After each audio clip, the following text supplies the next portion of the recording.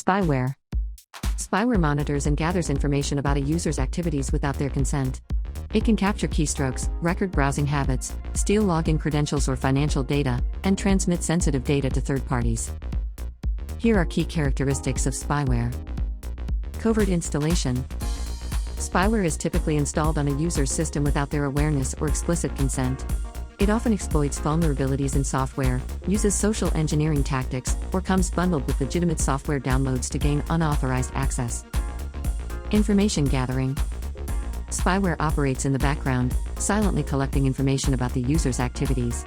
It can track internet browsing habits, record keystrokes, capture screenshots, log chat conversations, monitor email exchanges, and gather other sensitive data.